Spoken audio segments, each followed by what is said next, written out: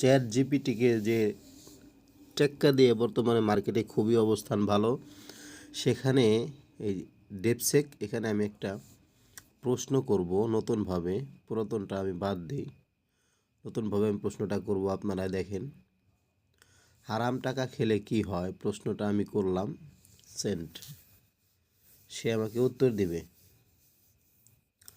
ইসলামী শরিয়ার অনুসারে হারাম টাকা বা অবৈধ উপার্জন থেকে সম্পদ অর্জন করা এবং তা ব্যবহার করা সম্পূর্ণ নিষিদ্ধ। হারাম টাকা খেলে, হারাম উপার্জন থেকে আয় ব্যবহার করলে এর নেতিবাচক প্রভাবগুলি নিম্নরূপ হতে পারে। 1 নাম্বার, আধ্যাত্মিক প্রভাব। হারাম টাকা ব্যবহার করলে আল্লাহর সন্তুষ্টি থেকে দূরে সরে যাওয়া যায়। এটি ঈমান ও তাকওয়া, আল্লাহ ভীতি কমিয়ে দিতে পারে। 2 নাম্বার, দোয়া কবুল না হওয়া। হারাম টাকা বা হারাম উপার্জন থেকে আয় ব্যবহার করলে ব্যক্তির দোয়া কবুল হওয়ার সম্ভাবনা কমে যায়। হাদিসে বলা হয়েছে, হারাম খাদ্য বা হারাম উপার্জন দোয়া কবুলের সাথে বাধা সৃষ্টি করে। 3 নাম্বার, সমাজে নেতিবাচক প্রভাব। হারাম টাকা সমাজে অবিচার, অসমতা এবং অনৈতিকতার বিস্তার ঘটায়। এটি সমাজের ভারসাম্য নষ্ট করে এবং মানুষের মধ্যে আস্থা কমিয়ে দেয়। 4 নাম্বার, পরকালীন শাস্তি। ইসলামের বিশ্বাস অনুযায়ী হারাম উপার্জন ও হারাম টাকা ব্যবহারের জন্য পরকালের শাস্তির সম্মুখীন হতে হবে। আল্লাহ তাআলার কাছে এর জন্য জবাবদিহি করতে হবে। 5 নাম্বার, মানসিক অশান্তি। হারাম টাকা ব্যবহার করলে মানসিক অশান্তি ও অস্থিরতা দেখা দিতে পারে, কারণ এটি নৈতিক ও আধ্যাত্মিকভাবে ব্যক্তিকে ভারাক্রান্ত করে।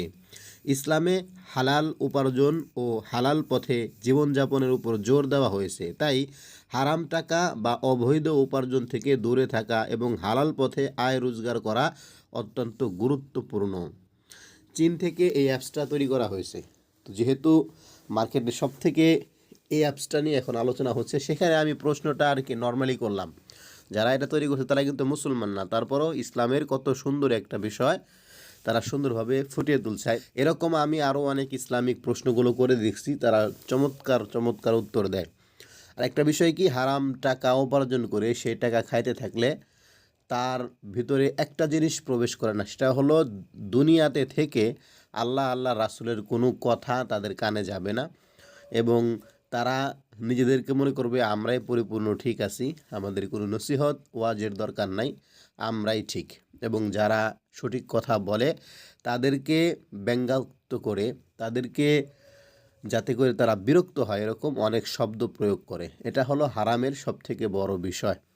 আশা করি সকলে বুঝতে পেরেছেন এবং কী উদ্দেশ্যে ভিডিওটি বানানো এটিও আকেল মান্দ কে লিয়ে ইশারা কাফি হয়। আসসালামু আলাইকুম ওয়া রাহমাতুল্লাহ।